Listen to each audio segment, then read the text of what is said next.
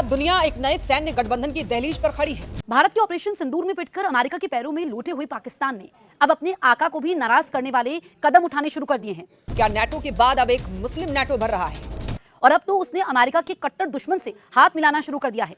अंतरराष्ट्रीय कूटनीति और रक्षा जगत में एक ऐसा नया समीकरण बना है जिसने पूरी दुनिया, खासकर एशिया और मिडिल ईस्ट के शक्ति संतुलन को हिला कर रख दिया है। तुर्की, पाकिस्तान और सऊदी अरेबिया, इन तीन देशों ने एक ऐसा डिफेंस पैक्ट पर हस्ताक्षर किए हैं जिसका मतलब है कि अगर इनमें से किसी एक पर भी हमला होता है तो वो बाकी के दो देशों पर भी हमला माना जाएगा।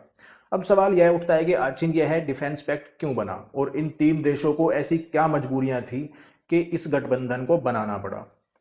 दोस्तों, यह गठबंधन चल पाएगा या फिर एक कागजी घोषणा बनकर रह जाएगा? दावा तो यह किया जा रहा है कि समझौता सिर्फ क्षेत्रीय सुरक्षा और आतंकवाद से लड़ने के लिए है, लेकिन अगर आप इस समझौते की परतें उधेड़ेंगे तो आपको इसके पीछे का छुपा असली एजेंडा दिखाई देगा। दोस्तों, सबसे पहले बात करते हैं सऊदी अरेबिया की। सऊदी अरेबिया को अपनी सुरक्षा की गारंटी चाहिए। सऊदी अरेबिया हमेशा से ही अपनी सुरक्षा के लिए अमेरिका पर निर्भर था, लेकिन हुती विद्रोहियों के हमलों और ईरान के साथ बढ़ते तनाव के बीच सऊदी अरेबिया को लगा कि अमेरिका अब उन्हें पहले जैसी सुरक्षा गारंटी नहीं दे पा रहा है।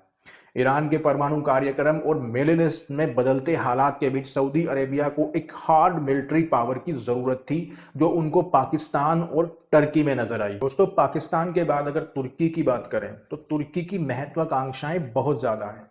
तुर्की नाटो का सदस्य तो है, लेकिन अमेरिका और यूरोपीय देशों के साथ उसके रिश्ते बाकी कुछ दिनों में बहुत ज्यादा खराब है। राष्ट्रपति एर्दोगन का सपना तुर्की को इस्लामिक दुनिया का लीडर बनाने का है। इसके लिए उन्हें सऊदी अरेबिया का पैसा और पाकिस्तान की सैन्य ताकत की जरूरत थी। पाकिस्तान की अगर बात करें तो पाकिस्तान आर्थिक कंगाली और अलगाववाद की समस्या से पूरी तरह जूझ रहा है। पाकिस्तान की अर्थव्यवस्था बेहद खराब दौर से गुजर रही है। पड़ोसियों के साथ में बहुत खराब रिश्ते हैं। रक्षा खर्च के लिए पैसे नहीं। पाकिस्तान को सऊदी अरेबिया से बेल आउट पैकेज, सस्ता तेल चाहिए और तुर्की से आधुनिक ड्रोन व हथियार। बदले में पाकिस्तान उन्हें अपनी सेना और परमाणु ताकत का भरोसा दे रहा है। डिफेंस पैक्ट में आखिर होता क्या है? यह कोई मामूली संधि नहीं, इसके तीन बड़े स्तंभ हैं। पहले की अगर बात करें तो ज्वाइंट डिफेंस स्ट्रेटेजी। अगर किसी एक देश पर हमला होता है तो वो तीनों देशों पर हमला माना जाएगा। तुर्की अपनी आधुनिक ड्रोन तकनीक जैसे बख्तियार ड्रोन और नौसैनिक जहाज की तकनीक शेयर करेगा। सऊदी अरेबिया इस पूरे प्रोजेक्ट को फंड करेगा और पाकिस्तान अपनी पैदल इन्फेंट्री, संयुक्त अभ्यास और प्रशिक्षण के लिए देगा। दोस्तों, लेकिन दुनिया को इस बात का डर है कि सऊदी अरेबिया इस समझौते में परोक्ष रूप से पाकिस्तान की न्यूक्लियर पावर का फायदा उठा सकता है, ताकि ईरान और इजराइल के खिलाफ एक शक्ति संतुलन बनाया जा सके। बाहर से देखने में यह ग्रुप भले ही शक्तिशाली लगे, लेकिन अगर गहराई से देखा जाए तो इस समझौते की गहरी दरारें और विरोधाभास आपको नजर आएगा। इतिहास गवाह है कि तुर्की और सऊदी अरेबिया के बीच मध्य पूर्व में वर्चस्व को लेकर दशकों तक बहुत ज्यादा कड़वाहट रही है। पत्रकार खमाल खशोगी हत्याकांड में दोनों के रिश्ते एक निचले स्तर पर पहुंच गए थे। बात करें सऊदी अरेबिया का विजन और तुर्की की विचारधारा, तो दोस्तों सऊदी अरेबिया विजन 2030 के तहत एक आधुनिक, आर्थिक और खुले समाज की ओर बढ़ रहा है। भाई, तुर्की की जो राजनीतिक विचारधारा है वो कट्टरपंथ पर आधारित है। यह विचारधारा का अंतर कभी भी इस गठबंधन को तोड़ सकता है। अगर वैचारिक मतभेद की बात करें तो तुर्की एक लोकतांत्रिक हाइब्रिड सिस्टम है और एर्दोगन मुस्लिम ब्रदरहुड की विचारधारा का समर्थन करने वाले लीडर हैं। दूसरी तरफ सऊदी अरेबिया में अगर बात करें तो पूर्ण राजशाही है जो मुस्लिम ब्रदरहुड को अपने अस्तित्व के लिए खतरा मानती है।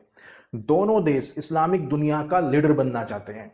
और अब बात करें एक भिखमंगे की, जिसके आंतरिक रूप से गृह युद्ध की स्थिति से गुजर रहा है, जिसकी अर्थव्यवस्था भीख पर टिकी हो, वो दूसरे देश की रक्षा का वादा कर रहा है। पाकिस्तान की सेना टीटीपी और आंतरिक उग्रवाद से निपटने में पूरी तरह असमर्थ है। सऊदी अरेबिया और तुर्की को यह समझना होगा कि पाकिस्तान कोई सुरक्षा की गारंटी नहीं, बल्कि उन दोनों के ऊपर एक वित्तीय बोझ है। जो देश अपने बॉर्डर की अर्थव्यवस्था को नहीं संभाल पा रहा, वह सऊदी अरब और तुर्की को सुरक्षा देने जा रहा है। एक्सपर्ट्स का मानना है तो पाकिस्तान का किराए पर सेना देने का जो तरीका है वो सऊदी अरब से कर्जा मिलता रहे, बस इसलिए है। दोस्तों, इसमें एक सबसे बड़ा एंगल है इजराइल, ईरान और अमेरिका का एंगल। सऊदी अरेबिया पिछले कुछ सालों में इजराइल के साथ अपने रिश्ते सामान्य करने में लगा हुआ था। ईरान इस पैक्ट को अपने खिलाफ एक सुन्नी सैन्य गुट के रूप में देखना चाहेगा, जिससे मिडिल ईस्ट में शांति की जगह हथियारों की होड़ बढ़ेगी। तुर्की नाटो का हिस्सा है, लेकिन तुर्की अगर किसी ऐसे युद्ध में पड़ता है जो नाटो के हितों के खिलाफ है, तो संभावित है कि अमेरिका तुर्की पर सख्त प्रतिबंध लगा दे। तुर्की खुद नाटो का सदस्य है, लेकिन नाटो के बाकी देश तुर्की को किसी गैर नाटो देश जैसे कि पाकिस्तान के साथ पूरे सैन्य सहयोग की अनुमति बिल्कुल नहीं देंगे। पाकिस्तान का अगर किसी अन्य देश के साथ में युद्ध होता है तो तुर्की नाटो के नियमों की वजह से सीधे सेना नहीं भेज पाएगा। ये सौदा एक मजबूरी का सौदा है, अपनी अपनी कमजोरियां छिपाने के लिए।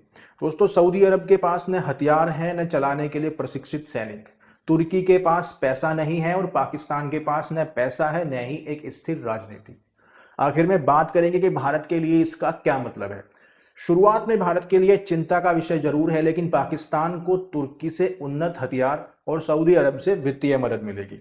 लेकिन भारत के सऊदी अरब और यूएई के साथ में व्यापारिक और रणनीतिक रिश्ते इतने मजबूत हैं कि सऊदी अरेबिया शायद ही भारत के खिलाफ पाकिस्तान को सीधा समर्थन दे पाएगा। भारत इस तरह के किसी भी रणनीतिक दबाव का सामना करने के लिए न केवल पूरी तरह से तैयार है, बल्कि भारत की स्थिति इन तीनों से ही बहुत ज्यादा मजबूत है।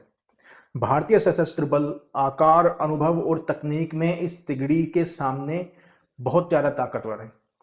दोस्तों, भारतीय सेना लंबे समय से टू फ्रंट वार, जिसमें चीन और पाकिस्तान शामिल हैं, उनके खिलाफ तैयारी कर रही है। भारत का रक्षा बजट अकेले पाकिस्तान और तुर्की के संयुक्त रक्षा बजट से कई गुना अधिक है। भारत का एयर डिफेंस सिस्टम S-400 आकाश और सुपरसोनिक क्रूज मिसाइल ब्रह्मोस किसी भी दुस्साहस का जवाब देने के लिए 24 घंटे तैनात है। और सबसे दिलचस्प बात यह है तो सऊदी अरब इस समझौते के बावजूद भारत के साथ अपने संबंधों को कभी दांव पर नहीं लगाएगा। भारत दुनिया की सबसे तेजी से बढ़ती अर्थव्यवस्था है। सऊदी अरब का एक तेल का बहुत बड़ा खरीदार है। सऊदी अरब का भारत के साथ अच्छी तरह से जानता है कि पाकिस्तान उसकी सुरक्षा के लिए एक किराए का सैनिक हो सकता है, लेकिन भारत उसके भविष्य का इंजन है। तो भारत ने कूटनीतिक रूप से एशिया में अपनी एक मजबूत किलेबंदी कर रखी है। भारत के मजबूत संबंध संयुक्त अरब अमीरात, मिस्र और इजराइल जैसे देशों से बेहद मजबूत हैं। सऊदी अरेबिया और मिस्र जैसे देश तुर्की के क्षेत्रीय प्रभाव को बिल्कुल भी पसंद नहीं करते। और ओवरऑल रिजल्ट की बात यह कि तुर्की, सऊदी और पाकिस्तान का यह म्यूचुअल पैक्ट कागजों और हेडलाइंस पर बहुत बड़ा दिखाई दे रहा है, लेकिन धरातल पर यह विरोधाभास से भरा हुआ है। यह तीन ऐसे देशों का गठबंधन है जो अपनी कमजोरियों को छिपाने की कोशिश में लगे हुए हैं, चाहे पाकिस्तान की कंगाली हो या फिर तुर्की का अकेलापन। दूसरी तरफ 21वीं सदी का भारत एक विश्व बंधु और आर्थिक महाशक्ति के रूप में उभर रहा है। भारत ने किसी के खिलाफ उकसावे की और ना ही भड़काऊ राजनीति करता है, लेकिन अगर कोई भारत की संप्रभुता को चुनौती देने की कोशिश करेगा तो भारतीय सेना उसका मुंहतोड़ जवाब देने के लिए हर पल सक्षम है। दोस्तों, इस समझौते पर आपकी क्या राय है? आपको क्या लगता है, यह त्रिपक्षीय समझौता बिखर जाएगा या फिर चल पाएगा? अपनी राय कमेंट सेक्शन में जरूर दें। नमस्कार।